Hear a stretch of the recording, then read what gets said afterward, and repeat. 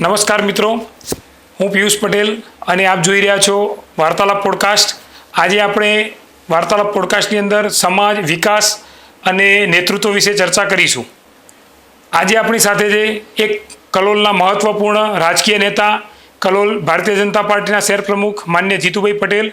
આજે એમના સફર, નેતૃત્વ અને કલોલના વિઝન વિશે ચર્ચા કરીશું. સ્વાગત છે સાહેબ આપનું. નમસ્કાર. નમસ્કાર. સર્વપ્રથમ આપણા દર્શકોને આપનો વિસ્તૃત પરિચય કરાવશો? મારું નામ જીતેન્દ્ર કુમાર રણછોડભાઈ પટેલ. મારો અભ્યાસ છે MSc B.Ed. વ્યવસાય હું શિક્ષક છું. વખારિયા પીજી હાઈસ્કૂલની અંદર કલોલ તાલુકા કેળવણી મંડળ 11-12 સાયન્સ સ્કૂલની અંદર છેલ્લા 22 વર્ષથી બાળકોને કેમિસ્ટ્રી વિષય ભણાવું છું અને પ્રિન્સિપાલ તરીકેની ફરજ બજાવું છું. મેં મારું BSc છે ગ્રેજ્યુએશન એ CUSA સાયન્સ કોલેજ આશ્રમ રોડથી કરેલ છે. મારું માસ્ટર ઓફ સાયન્સ જે છે એ મેં ભવન્સ કોલેજ અમદાવાદથી કરેલ છે. સાહેબ, આપને જાહેર જીવનમાં આવવાની પ્રેરણા ક્યાંથી મળી? જાહેર જીવનની અંદર હું જ્યારે કોલેજ કાળમાં અભ્યાસ કરતો હતો ત્યારે અખિલ ભારતીય વિદ્યાર્થી પરિષદનાથી પ્રેરણા લઈ અને હું જાહેર જીવનમાં આવેલો છું.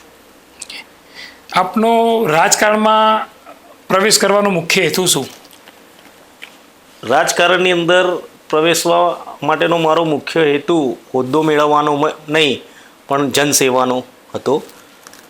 2001ની અંદર જ્યારે કચ્છની અંદર ધરતીકંપ થયો ત્યારે કલોલ સિવિલ મુકામે કચ્છથી પીડિત લોકોને અહીંયા લાવવામાં આવ્યા હતા. ત્યારે ભારતીય જનતા પાર્ટી દ્વારા આ પીડિત લોકોની જે સેવાનો યજ્ઞ શરૂ કરાયો હતો ત્યારથી એ જનસેવામાં હું લાગ્યો હતો અને જનસેવા માટેની પ્રેરણા ત્યાંથી મળી અને ત્યારથી હું રાજકારણમાં પ્રવેશ કર્યો હતો.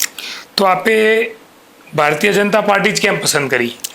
ભારતીય જનતા પાર્ટી એકમાત્ર એવી પાર્ટી છે મિત્રો જે કેડર બેઝ પાર્ટી છે, રાષ્ટ્રવાદની વિચારધારા સાથે વરેલી પાર્ટી છે અને અંત્યોદયના લક્ષ્યને આધારિત કામ કરે છે.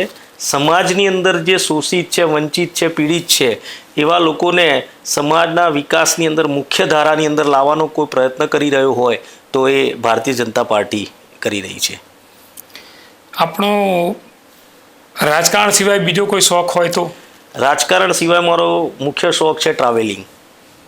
સાહેબ, આપની નાના કાર્યકર્તાથી લઈને આજે આપણે શહેર પ્રમુખ છો તો ત્યાં સુધીની સફરને આપ કેવી રીતે જુઓ છો?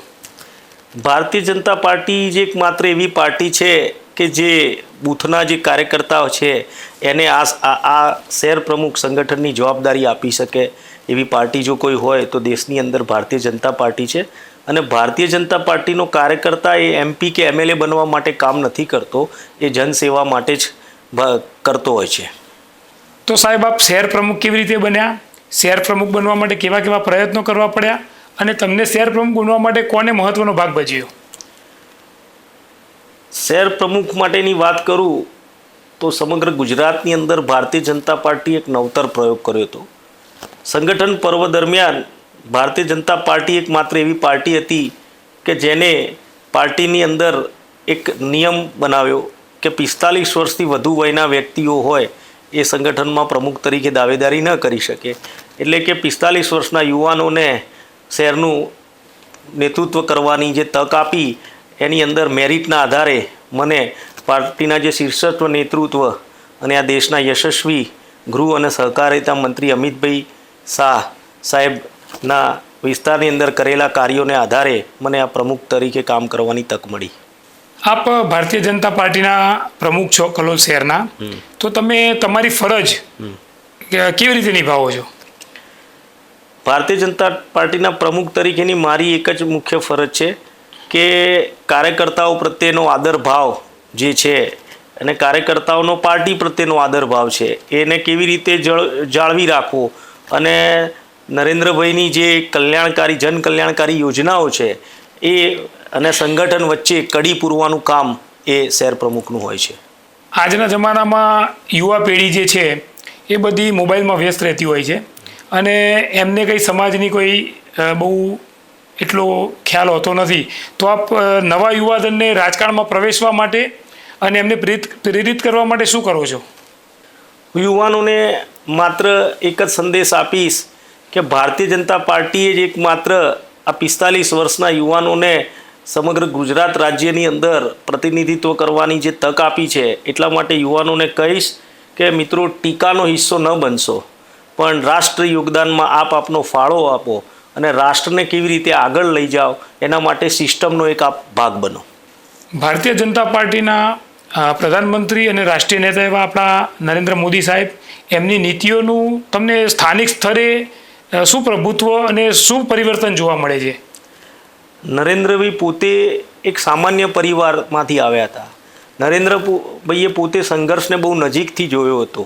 એટલે આ સમાજની અંદર રહેલા જે શોષિત લોકો છે, પીડિત લોકો છે, એવા લોકોનું ઉત્થાન કેવી રીતે થાય એ માટે જ્યારથી દેશની ધુરા નરેન્દ્રભાઈએ જ્યારે સંભાળી ત્યારથી જ સરકારની અંદર વિવિધ યોજનાઓ જેવી કે આવાસ યોજના, ઉજ્જવલા યોજના, PM આયુષ્માન કાર્ડ યોજના અંતર્ગત વિવિધ પ્રકારની યોજનાઓ, કિસાનોને સહાયની યોજના હોય, બાળકોને શિક્ષણ સહાયની યોજના હોય, એવી કંઈક યોજનાઓ સાહેબે બહાર પાડી અને જેના થકી આજે જનજનનો વિકાસ થઈ રહ્યો છે. આ ઉપરાંત 2020ની અંદર જ્યારે દેશ કોરોનાના સંક્રમણ સ્થિતિમાંથી પસાર થઈ રહ્યો હતો ત્યારે આટલી મોટી પોપ્યુલેશન ધરાવતો ભારત દેશની અંદર મિત્રો કોરોનાની સ્થિતિને કાબૂમાં રાખવી એ અત્યંત વિકટ હતું, પણ આ દેશનું જે નેતૃત્વ છે નરેન્દ્રભાઈનું અને નરેન્દ્રભાઈની જે કુશળતા છે કે જેના કુશળતાને જેના નેતૃત્વના કારણે કોરોના જેવા કપરા કાળની અંદર બી ભારત એક પોતાની આર્થિક સ્થિતિથી લઈ અને દરેક સ્થિતિમાં મજબૂત રીતે બહાર આવ્યો છે. અને અત્યાર સુધી વેક્સિન ઉપર આપણે બીજા દેશો ઉપર નિર્ભર રહેતા હતા અને આ જ કાળ દરમિયાન ભારત દેશે પોતાની રસી શોધી અને સમગ્ર વિશ્વની અંદર એક ઉત્કૃષ્ટ ઉદાહરણ પૂરું પાડ્યું છે. સાહેબ, આપ એક શહેર પ્રમુખ છો, તો આપનું રાજ્ય સરકાર અને કેન્દ્ર સરકાર સાથે સંકલન ખરું? હું તો એક નાનો કાર્યકર્તા છું મિત્રો, પરંતુ વિસ્તારના જે પ્રશ્નો હોય છે એ આપણા જ કલોલ 38 વિધાનસભાના જનપ્રિય ધારાસભ્ય લક્ષ્મણજી ઠાકોરને અમે જ્યારે સૂચન કરતા હોઈએ છીએ ત્યારે આ વિસ્તારના વિકાસના કોઈ પ્રશ્નો હોય કે બીજા કોઈ પણ પ્રશ્નો હોય તો ધારાસભ્યશ્રીના માધ્યમથી અમે સરકાર સુધી પહોંચાડતા હોઈએ છીએ. કેટલાક પ્રશ્નો એવા વિકટ હોય છે કે ધારાસભ્યશ્રી પોતે આ વિસ્તારના લોકપ્રિય સાંસદ અમિતભાઈ શાહ સાહેબ જે સમગ્ર દેશનું પ્રતિનિધિત્વ કરતા હોય છે છતાં પણ પોતાના વિસ્તારની સતત ચિંતા કરતા હોય ત્યારે જ્યારે અમે ધારાસભ્યશ્રીના માધ્યમથી અમે જ્યારે એમની ઓફિસ સુધી જ્યારે વિસ્તારના કોઈ પણ પ્રશ્નો પહોંચાડતા હોઈએ છીએ તો એનું સત્વરે નિરાકરણ થઈ જતું હોય છે. સાહેબ, આપ કેન્દ્રનો જે વિરોધ પક્ષ છે કેન્દ્રની અંદર, એમનો જે વિરોધ કરવાની નીતિ છે તો એ નીતિઓનો આપ વિરોધ કે એમનું વિરોધનો પ્રદર્શન આપ કેવી રીતે કરતા હો છો? કેન્દ્ર સરકાર કોઈ પણ યોજના લાવે કે કોઈ પણ બિલ જ્યારે સંસદની અંદર લાવતી હોય છે ત્યારે વિરોધ પક્ષનું એક જ કામ હોય છે, માત્ર વિરોધ કરવાનું. એમની પાસે નથી વિઝન કે નથી લીડરશિપ. આજે કોંગ્રેસ પાસે કોઈ નેતા નથી કે જેમને પાર્ટીને સાચી દિશાની અંદર લઈ જઈ શકે. કોંગ્રેસ જ્યારે ભારતીય જનતા પાર્ટી 370ની ધારા હટાવવાની વાત કરે છે ત્યારે કોંગ્રેસ એનો વિરોધ કરે છે. અયોધ્યામાં રામ મંદિરની વાત હોય તો કોંગ્રેસ એની સામે 24 વકીલોની બેચ બેસાડી દેતી હોય છે. CAA હોય તો પણ કોંગ્રેસ વિરોધ કરે છે. SIRની પ્રક્રિયા હોય તો પણ કોંગ્રેસ વિરોધ કરે છે. હમણાં 16 એપ્રિલના રોજ વિશેષ સંસદીય સત્ર બોલાવવામાં આવ્યું હતું દિલ્હીની અંદર. એની અંદર ડિલિમિટેશન અને વુમન એમ્પાવરમેન્ટ બિલ NDA સરકાર દ્વારા લાવવામાં આવ્યું હતું. એનો પણ કોંગ્રેસે વિરોધ કર્યો હતો. દેશના યશસ્વી વડાપ્રધાનનું એક વિઝન હતું કે આ દેશના વિકાસની અંદર, આ દેશના રાજકારણની અંદર મહિલાઓને પણ એક સમાન તક મળવી જોઈએ અને મહિલા પણ રાજકારણમાં એમની સક્રિય ભાગીદારી હોવી જોઈએ. એ બિલને પણ કોંગ્રેસે વિરોધ કરી અને ઠુકરાવી દીધું હતું. એટલે કોંગ્રેસ પાસે માત્ર આક્ષેપબાજી અને વિરોધ કરવા માટે બીજું કંઈ નથી, પણ જનતા હવે સમજી ગઈ છે. સાહેબ, આ તો થઈ બધી રાષ્ટ્રીય વાતો. હવે આપણે કલોલ નગરની વાત ઉપર આવીએ. હાલ કલોલના કયા મુખ્ય પ્રશ્નો છે? શહેરીકરણને કારણે કલોલની અંદર વસ્તી વધારો ના કારણે ટ્રાફિકની સમસ્યાઓ સર્જાઈ છે અને દેશના યશસ્વી ગૃહ અને સહકારિતા મંત્રી અને આ વિસ્તારના લોકપ્રિય સાંસદ અમિતભાઈ શાહના માર્ગદર્શનથી અને ધારાસભ્ય શ્રી લક્ષ્મણજી ઠાકોરના પ્રયાસથી કલોલ નગરની સેટેલાઇટ ટાઉન બનાવવાનું વિઝન આ દેશના ગૃહમંત્રીએ નક્કી કર્યું છે. તો એ સેટેલાઇટ ટાઉન અંતર્ગત હું વાત કરું તો કલોલની અંદર આજે 33 MLT શુદ્ધ પાણીનો STP પ્લાન્ટ પણ અસ્તિત્વમાં આવ્યો છે, જે પાણીનું શુદ્ધિકરણ કરી અને જાસપુર અને પલસાણા જેવા જે ગામ છે એ ગામની અંદર એનું સિંચાઈ તરીકે પાણીનો ઉપયોગ કરીશું અને ઉદ્યોગોની અંદર પણ એ પાણીનો આપણે ઉપયોગ કરી શકીશું. આ ઉપરાંત કલોલની અંદર વોર્ડ નંબર 10ની અંદર વાત કરું તો અટલ ગાર્ડનનું પણ લોકાર્પણ થયું છે. પૂર્વ વિસ્તારની અંદર ડૉક્ટર બાબા સાહેબ આંબેડકર ઉદ્યાન, ત્યારબાદ જ્યોતિબા ફૂલે લાઇબ્રેરીનું પણ લોકાર્પણ થયેલું છે. સાહેબ, આ બધી તો વાત થઈ ગઈ કે તમે જે મંજૂર કરાવ્યું છે એ બધી વાત, પરંતુ હાલના કલોલના સ્થાનિક પ્રશ્નો શું છે? કલોલ અમદાવાદથી અત્યંત નજીક છે, એટલે કે કલોલના નગરજનો વ્યવસાય અર્થે અમદાવાદ જતા હોય છે, એટલે ટ્રાફિકના પ્રશ્નો કલોલનો એક વિકટ પ્રશ્ન છે. ગુજરાત સરકારના મૃદુ અને મક્કમ મુખ્યમંત્રી ભૂપેન્દ્રભાઈ પટેલે અને અમિતભાઈ શાહ સાહેબના માર્ગદર્શન હેઠળ અને લક્ષ્મણજી પૂંજાજી ઠાકોર ધારાસભ્યશ્રીના પ્રયાસથી અમદાવાદથી મહેસાણા સુધી 8 લેન હાઈવે મંજૂર થયો છે. એમાં પણ સવિશેષ સહીજથી લઈ અને છત્રાલ સુધી 6 કિલોમીટર લાંબો એલિવેટર બ્રિજ 2648 કરોડના ખર્ચે મંજૂર કરી અને કલોલને સૌથી મોટી ભેટ આ વિસ્તારના સાંસદ અને રાજ્ય સરકારે આપી છે. સાહેબ, ભવિષ્યમાં રોડ, પાણી અને સ્વચ્છતા વિશે આપ શું કરવા માગો છો? કલોલ નગરપાલિકાએ ખૂબ જ વિકાસના કામો કર્યા છે, જેમાં કલોલ નગરપાલિકાના પૂર્વ અધ્યક્ષ શૈલેષભાઈ અને ઉર્વશીબેન દ્વારા પાછલા 5 વર્ષની અંદર વિસ્તારનો ખૂબ જ વિકાસ કર્યો છે. વાત કરું તો રોડ રસ્તાની અંદર તો નવા RCC રોડ હોય, ડામરના રોડ હોય, તેમજ ટીપીના રોડ રસ્તા ખુલ્લા કર્યા છે. રેલવે પૂર્વે 24 મીટરનો રોડ TP3 અંતર્ગત અમલીકરણમાં આવ્યો છે. આ ઉપરાંત કલોલ શહેરને સ્વચ્છ પાણી નર્મદાના માધ્યમથી મળતું હતું. એ કલોલને સૌપ્રથમ ગુજરાત રાજ્યની અંદર એકમાત્ર એવું શહેર છે કે જેમાં ગુજરાત સરકારે કલોલ શહેરને 13 એક જ દિવસની અંદર 13 પાણીના બોરની મંજૂરી આપી અને કલોલનો જે પાણીનો પ્રશ્ન હતો એ હંમેશ માટે દૂર કરી દીધો છે. આ ઉપરાંત કલોલની અંદર 100થી પણ વધારે વ્હીકલ્સ સરકાર દ્વારા ફાળવવામાં આવ્યા છે, જે અંતર્ગત ડોર ટુ ડોર દ્વારા કલોલના ઘરેથી કચરો કલેક્ટ કરી અને કલોલને સ્વચ્છ બનાવવાનું એક વિઝન છે. એથી વિશેષ કહું તો સહીજ અને બોરીસના બંને પંચાયતોને કલોલ નગરપાલિકાની અંદર ભેળવી દેવામાં આવી છે, જેનો મુખ્ય આશય કલોલને સેટેલાઇટ ટાઉન બનાવવાનો છે. અને સેટેલાઇટ ટાઉન અંતર્ગત સહીજ અને બોરીસનાનો ઓજી વિસ્તાર હોય કે ગામતળનો વિસ્તાર હોય, એના રોડ, રસ્તા, પાણી વગેરેની ચિંતા કલોલ નગરપાલિકા કરવાની છે. આ વિસ્તારની જનતાને પીવાનું શુદ્ધ પાણી નર્મદા દ્વારા પહોંચાડીશું આવનારા વર્ષોની અંદર, અને રોડ, રસ્તા અને સ્વચ્છતાનું પણ અમે ધ્યાન રાખીશું. સાહેબ, કલોલમાં શિક્ષણ અને આરોગ્ય ક્ષેત્રે આપ શું કરવા માગો છો? કલોલની અંદર ઓલરેડી શિક્ષણ ક્ષેત્રે કલોલની અંદર રાજ્ય સરકાર દ્વારા યુનિવર્સિટી ફાળવવામાં આવી છે, સ્વામિનારાયણ યુનિવર્સિટી. એ ઉપરાંત કલોલની અંદર KIRC એજ્યુકેશન કેમ્પસ હોય, સહીજ મુકામે સ્વર્ણિમ સ્ટાર્ટઅપ યુનિવર્સિટી હોય. એટલે શિક્ષણ ક્ષેત્રે કલોલે ખૂબ જ પ્રગતિ કરી છે. અને કલોલ માત્ર એક એવું શહેર છે કે જ્યાં 2 મેડિકલ કોલેજ પણ અસ્તિત્વ ધરાવે છે.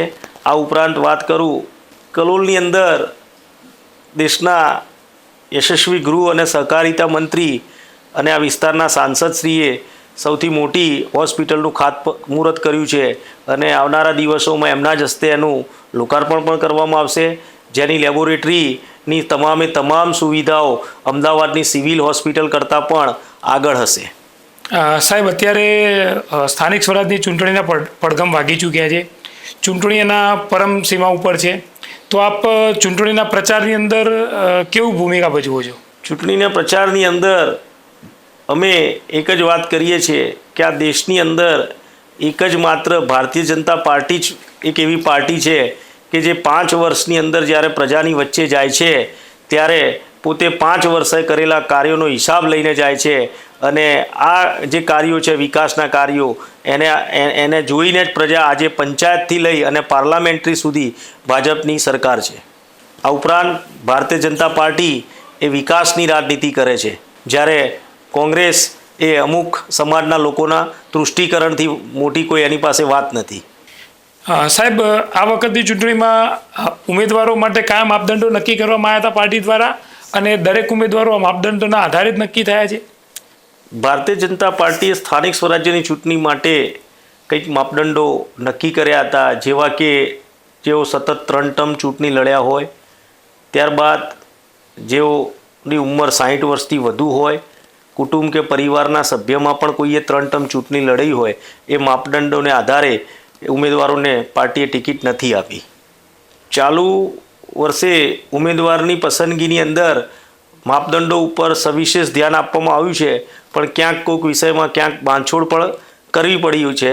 પણ આ વર્ષે 44 ટિકિટમાંથી 39 ચહેરાને નવી તક આપવામાં આવી છે, જ્યારે 6 ચહેરાઓને રિપીટ કરવામાં આવ્યા છે.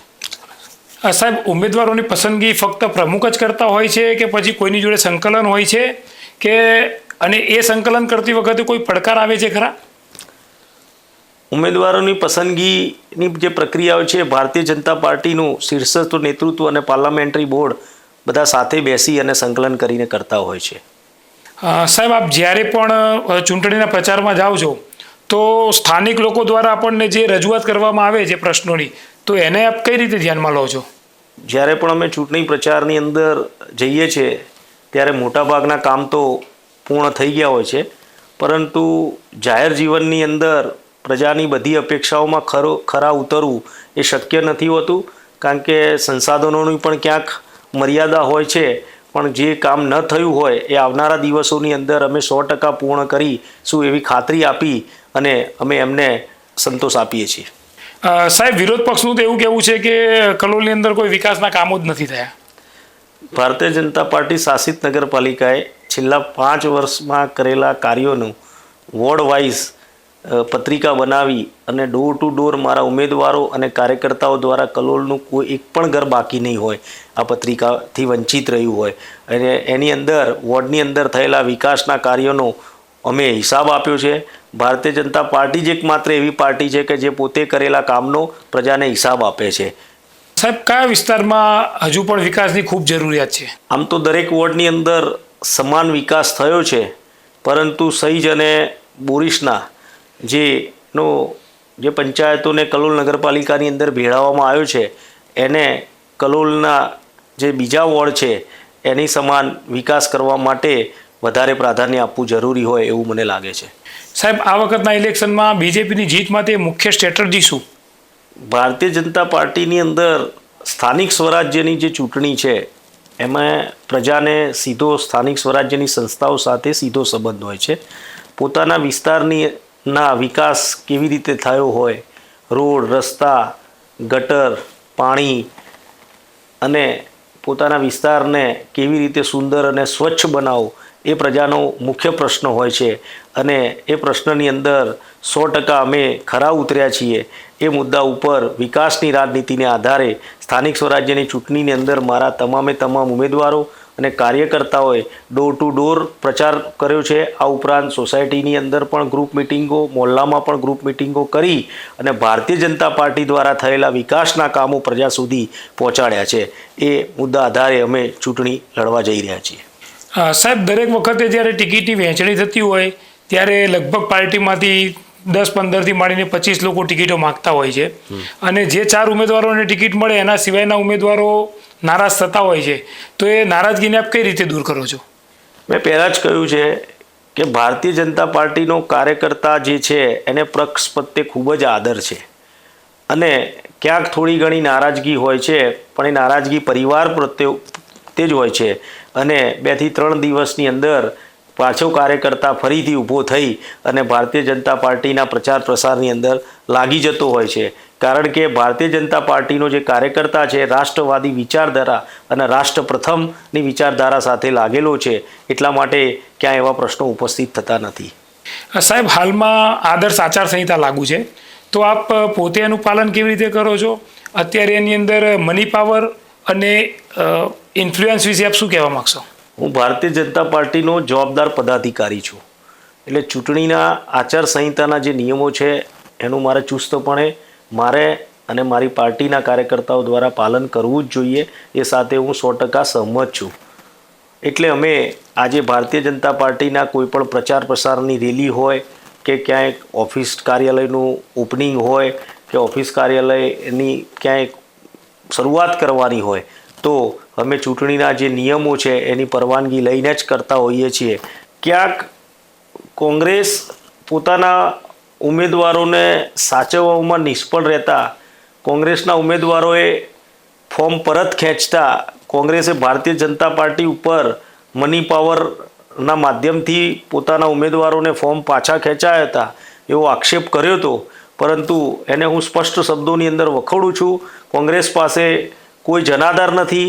કોંગ્રેસે બળજબરીથી પોતાના ઉમેદવારો ઊભા કર્યા હતા અને આજની તારીખમાં પણ કોંગ્રેસ પોતાના ઉમેદવારોને સાચવવામાં પડી છે. જે કોંગ્રેસ પોતાના ઉમેદવારોને સાચવી નથી શકતી એ પ્રજાને શું સાચવશે? શું સાહેબ, ભારતીય જનતા પાર્ટી સીટ બિનહરીફ કરીને લોકશાહી ખતમ નથી કરી રહ્યા?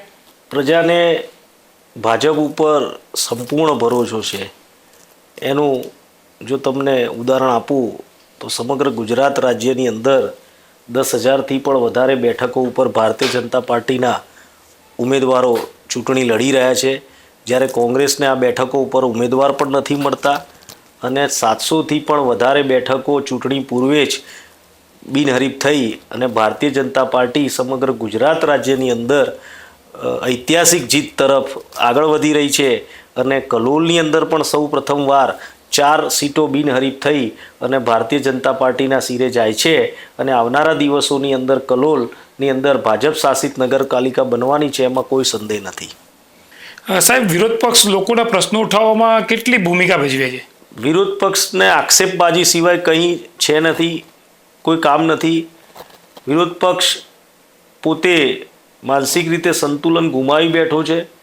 જ્યારે પણ ચૂંટણીમાં ઉતરે છે ત્યારે માત્ર જૂઠાણું ફેલાવવું, પ્રજાને ભ્રમિત કરવી, આ વિરોધ પક્ષનો મુખ્ય મુદ્દો હોય છે. અને ચૂંટણી હાર્યા બાદ ચૂંટણી હારવાનો દોષનો ટોપલો ઈવીએમના માથે ઠીકરું ફોડવાનું એ એની પરંપરા રહી છે. સાહેબ, લોકો ભારતીય જનતા પાર્ટીને જ કેમ પસંદ કરે છે, વિરોધ પક્ષને કેમ નથી કરતું કોઈ પસંદ? ભારતીય જનતા પાર્ટી પાસે એક વિઝનરી લીડરશિપ છે. આ ઉપરાંત વિરોધ પક્ષ માત્ર ને માત્ર વિરોધ કર્યા સિવાય કંઈ કરતું નથી. સર્જિકલ સ્ટ્રાઇક હોય તો એનો પણ વિરોધ કરવો, એર સ્ટ્રાઇક હોય તો એનો પણ વિરોધ કરી અને એના પુરાવા માગવા, ધારા 370ની વાત હોય તો પણ વિરોધ કરવો, રામ મંદિર હોય તોય વિરોધ કરવો. પ્રજાની વિવિધ જે યોજનાઓ છે એ થકી પ્રજાનો જે વિકાસ થયો છે, આજે PM જય કાર્ડ હેઠળ 10 લાખ સુધીની આ રાજ્યના નાગરિકોને સારવાર મળી રહી છે. પોતાને ઘરના ઘર માટેની આવાસ યોજનાનો પણ લાભ મળી રહ્યો છે, જેના કારણે લોકો ભારતીય જનતા પાર્ટીને વધુ પસંદ કરે છે. સાહેબ, આ ચૂંટણીમાં કલોલની કોંગ્રેસની સૌથી વીકનેસ આપ શું જોઈ રહ્યા છો? કોંગ્રેસ પાસે સંગઠન નથી કે નથી એની પાસે કોઈ કાર્યકર્તા કે નથી એની પાસે કોઈ જનાધાર. જ્યારે ભારતીય જનતા પાર્ટી જે છે એ વિશ્વની સૌથી મોટી પાર્ટી છે અને આ પાર્ટીના જે કાર્યકર્તાઓ છે એનું એકમાત્ર લક્ષ્ય હોય છે રાષ્ટ્ર પ્રથમ. સાહેબ, આપને કલોલના કોંગ્રેસ અથવા તો કોંગ્રેસના નેતાઓને એક સલાહ આપી હોય ચૂંટણી વિશે તો શું આપશો? વિરોધ પક્ષને હું એક જ સલાહ આપવા માગીશ કે જૂઠાણું ના ફેલાવશો, આક્ષેપબાજી બંધ કરો અને જો ચૂંટણી જીતવી હોય તો સતત પ્રજા સાથે, પ્રજાની વચ્ચે રહી અને પ્રજા સાથે સંવાદ કરશો તો ક્યાંક પ્રજા આપને સાંભળશે. સાહેબ, હેલ્ધી ડેમોક્રેસી માટે ઓપોઝિશન કેટલો જરૂરી છે? વિરોધ પક્ષ એ ભારતની લોકશાહીમાં ખૂબ જ જરૂરી છે, પણ વિરોધ દરેક વાતનો કરવો એ જરૂરી નથી હોતો. રાષ્ટ્રહિતની કોઈ પણ વાત હોય તો એને સમર્થન આપવું પણ એટલું જ જરૂરી છે. સાહેબ, કલોલની અંદર ભારતીય જનતા પાર્ટી માટે સૌથી સારો વોર્ડ કયો? કલોલ માટે ભારતીય જનતા પાર્ટી માટે તો બધા જ વોર્ડ સારા જ છે. પણ એમાં પણ કહીએ તો સૌથી સારો કયો જેમાં તમારી મહેનત ઓછી હોય, મહેનત ઓછી કરવી પડતી હોય? મહેનત ઓછી કરવાનો તો કોઈ સવાલ જ આવતો નથી. અમારું એક જ ધ્યેય છે કે સતત પ્રજાની વચ્ચે રહીને પ્રજાની સાથે સંવાદ કરી અને પોતાના વિસ્તારનો વિકાસ કેવી રીતે કરવો, એટલા માટે ભારતીય જનતા પાર્ટીનો જે કાર્યકર્તા છે હર હંમેશ મહેનત કરવા માટે તૈયાર જ હોય છે. એટલે બધા વોર્ડ મારી દ્રષ્ટિએ સરખા જ છે. અને કલોલ ભારતીય જનતા પાર્ટી માટે કોંગ્રેસ સાથે ટફ કોમ્પિટિશન કયા વોર્ડમાં છે? મારી દ્રષ્ટિએ કલોલ શહેરના 11 વોર્ડની અંદર ભારતીય જનતા પાર્ટી ને કોંગ્રેસ સાથે જો કોઈ જગ્યાએ કોમ્પિટિશન હોય ટફ, તો એ વોર્ડ નંબર 2ની અંદર છે, જ્યાં લઘુમતી વિસ્તાર આવેલો છે. અને કોંગ્રેસે વર્ષોથી મુસ્લિમ સમાજના તૃષ્ટિકરણની જે રાજનીતિ અપનાવી છે, તેના કારણે એ વોર્ડ ભારતીય જનતા પાર્ટીને મતે સૌથી ટફ વોર્ડ છે. પરંતુ ભારતીય જનતા પાર્ટીએ છેલ્લા 5 વર્ષની અંદર કોઈ પણ ભેદભાવ કર્યા વગર દરેક વોર્ડનો સમાંતર વિકાસ કર્યો છે. એના આધારે હું એવું માનું છું કે ચાલુ વર્ષે પણ ત્યાં આગળ કમળ ખીલશે. સાહેબ, ભારતીય જનતા પાર્ટીને આ વર્ષે આખા કલોલના તમામ વોર્ડમાંથી ટક્કર આપનાર ઉમેદવાર કોણ? કોંગ્રેસ પાસે કોઈ એવો ઉમેદવાર નથી. ભારતીય જનતા પાર્ટીના કાર્યકર્તા સાથે કે ઉમેદવાર સાથે કોઈ ટક્કર લઈ શકે. કોંગ્રેસ ક્યાંય દૂર દૂર સુધી મેદાનમાં નથી. સાહેબ, આપના વ્યક્તિગત જોવા જઈએ તો રાજકારણમાં આપને વ્યક્તિગત સૌથી મોટો રાજકારણમાં પડકાર કયો? મારા મતે રાજકારણની અંદર સૌથી મોટો જો કોઈ પડકાર રહ્યો હોય તો મારો પરિવાર ખૂબ જ મોટો થઈ ગયો છે. અને આટલા બધા લોકોએ ટિકિટની માગણી કરી હતી અને એમાંથી 44 ઉમેદવારોને જે ટિકિટ આપવાની હતી એ મારા માટે સૌથી મોટો પડકાર હતો. ત્યારબાદ હું નાની વયનો પ્રમુખ છું અને મારાથી કંઈક લોકો સિનિયર આ પાર્ટીમાં કામ કરી ચૂક્યા છે. તો એક નાની વયના વ્યક્તિને મોટા સિનિયર વ્યક્તિઓ સુધી પોતાના નેતૃત્વને પ્રસ્થાપિત કરવું એ મારા માટે સૌથી મોટો પડકાર હતો. સાહેબ, આગામી 5 વર્ષ માટે કલોલ માટે આપનું વિઝન શું? આગામી 5 વર્ષની અંદર કલોલના 11 વોર્ડનો સમાન વિકાસ થાય. 11 વોર્ડની અંદર અદ્યતન ઇન્ફ્રાસ્ટ્રક્ચર્સ બને. દરેક લોકોને શુદ્ધ પાણી મળે પીવાનું. ડ્રેનેજના જે પ્રશ્નો હોય એ સોલ્વ થાય. અને આ ઉપરાંત કલોલની અંદર ટ્રાફિકને લગતી જે સમસ્યાઓ છે એ સોલ્વ થાય. એ મારો સૌથી મોટો ઉદ્દેશ્ય છે. અને કલોલ શહેરને આદર્શ શહેર કેવી રીતે બનાવવું એ મારા માટે સૌથી મોટું વિઝન હશે. સાહેબ, આપની રાજકીય કારકિર્દીનો સૌથી યાદગાર પ્રસંગ કયો જેમાં આપ ભાવુક થઈ ગયા હોય? મારી રાજકીય કારકિર્દીની અંદર સૌથી યાદગાર પ્રસંગ જો કોઈ હોય તો 2014ની અંદર આ દેશના યશસ્વી વડાપ્રધાન નરેન્દ્રભાઈએ જ્યારે દિલ્હીની ધુરા સંભાળી ત્યારે હું ભાવુક થઈ ગયો હતો. આ ઉપરાંત જ્યારે દેશના યશસ્વી વડાપ્રધાન નરેન્દ્રભાઈના હસ્તે રામ મંદિરની પ્રાણ પ્રતિષ્ઠા થઈ ત્યારે 500 વર્ષ સુધી ચાલેલા જે સંઘર્ષ હતો સાધુ સંતો અને કાર સેવકોનો અને ભારતીય જનતા પાર્ટીના મેનિફેસ્ટોની અંદર રહેલું જે રામ મંદિરની વાત હતી અને કોંગ્રેસ અવારનવાર પૂછતી કે મંદિર વહી બનાએંગે લેકિન તારીખ નહીં બતાએંગે, એ વાતનું જ્યારે પૂર્ણ વિરામ મુકાઈ ગયું ત્યારે હું ખૂબ જ ભાવુક થઈ ગયો હતો. સાહેબ, અત્યારે ઇલેક્શનના માહોલમાં સવારથી રાત સુધીના સતત કાર્યક્રમો ચાલતા હોય, મિટિંગો ચાલતી હોય, તો એમાં પરિવારને સમય કેવી રીતે આપો છો? સ્થાનિક સ્વરાજ્યની ચૂંટણીની અંદર મારા માટે સૌથી પહેલો પડકાર છે. એની અંદર સવારથી સાંજ સુધી દરેક સામાજિક આગેવાનો હોય, કાર્યકર્તાઓ હોય અને પ્રજા વચ્ચે સતત રહેવાનું હોવાથી ફેમિલીને હું સમય નથી આપી શકતો. પણ આ બધું હું ત્યારે જ કરી શકું છું જ્યારે મારા પરિવારનો સાથ સહકાર હોય. આ ભાજપ જ મારો પરિવાર છે. આ પરિવાર જો ખુશ હોય તો મારો પરિવાર પણ ખુશ જ છે. સાહેબ, આપ કયા નેતાને આપ પોતાના આદર્શ માનો છો અને એમની કઈ વાત તમારા જીવનમાં તમે ઉતારી છે?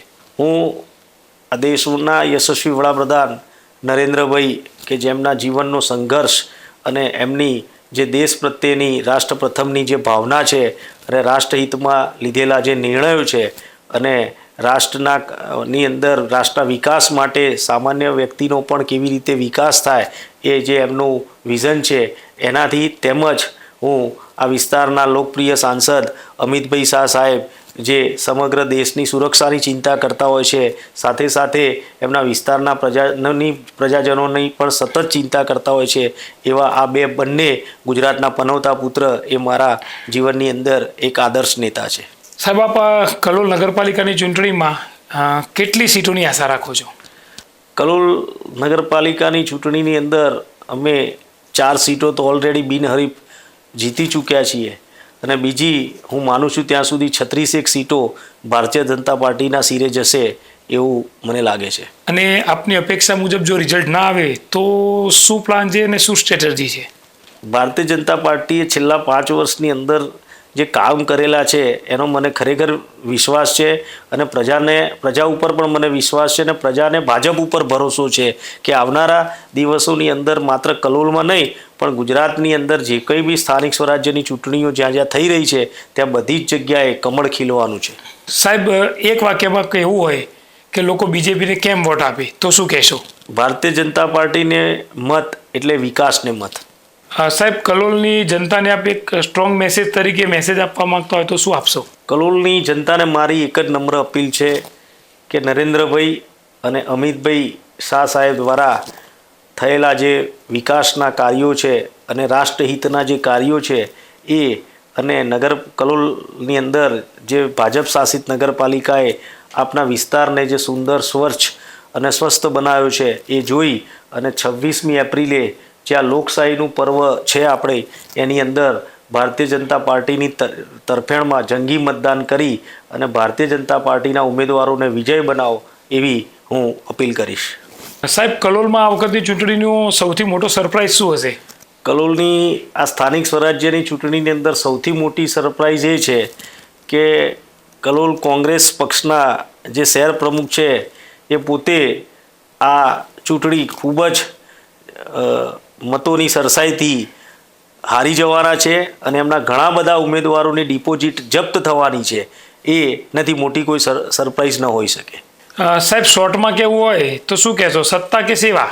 સત્તા એ સેવાનું માધ્યમ છે અને જનસેવા એ જ પ્રભુની સેવા છે.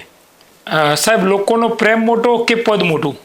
લોકોનો પ્રેમ મોટો. કલોલ શહેરના જે કાર્યકર્તાઓ છે અને કલોલ શહેરના જે નગરજનો છે એમણે જે મને પ્રેમ આપ્યો છે એ પ્રેમથી મોટી કોઈ ભેટ ન હોઈ શકે. સાહેબ, આપણા ભૂતપૂર્વ વિરોધ પક્ષના જે ધારાસભ્ય હતા માન્ય બળદેવજી ઠાકોર એ જાહેરાત કરી ચૂક્યા છે કે ભવિષ્યમાં તેઓ વિધાનસભાની ચૂંટણી કલોલથી જ લડશે. એના વિશે આપ શું કહેશો? લોકશાહી છે, ડેમોક્રેસીની અંદર દરેકને ચૂંટણી લડવાનો સંપૂર્ણ અધિકાર હોય છે. હું માનું છું સ્પષ્ટપણે કે આવનારી ચૂંટણીના જે પરિણામો હશે એ પરિણામો જોયા પછી એવું નથી માનતો કે તેઓ કલોલથી ચૂંટણી લડે અને છતાં પણ જો એમનો મક્કમ નિર્ધાર હોય કે ભાઈ તેઓ કલોલ વિધાનસભામાંથી જ આવનારા દિવસોમાં ચૂંટણી લડે તો most welcome and we will ready for fight. સાહેબ, આજની આ ખૂબ જ રસપ્રદ અને પ્રેરણાદાયી વાતો માટે આપનો ખૂબ ખૂબ આભાર. ધન્યવાદ. સાહેબ, આપે આ પોડકાસ્ટમાં જે રાજકીય વાત વિશે જે સીધા અને સચોટ અને સીધા સ્પષ્ટ જવાબ આપ્યા એ માટે આપનો ખૂબ ખૂબ આભાર.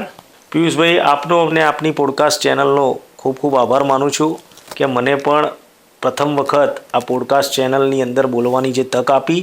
મારા માટે પણ આ પ્રથમ જ અનુભવ હતો અને આપે જે મને અહીં તક આપી અને મારા વિચારો પ્રજા સુધી જે મને રજૂ કરવાની તક આપી એ બદલ હું આપનો ખૂબ હૃદયપૂર્વક આભાર માનું છું. તો મિત્રો, આ હતા કલોલ ભારતીય જનતા પાર્ટીના પ્રમુખ જીતેન્દ્રભાઈ પટેલ. અને જો આપને પણ આ પોડકાસ્ટ પસંદ આવ્યો હોય તો અમારી ચેનલને સબસ્ક્રાઈબ કરજો અને આ પોડકાસ્ટને શેર કરજો. અને ભવિષ્યમાં પણ આપણે મળતા રહીશું નવા વિષય સાથે, નવા વ્યક્તિત્વ સાથે. તો અમારી ચેનલ સાથે જોડાયેલા રહો. ખૂબ ખૂબ આભાર.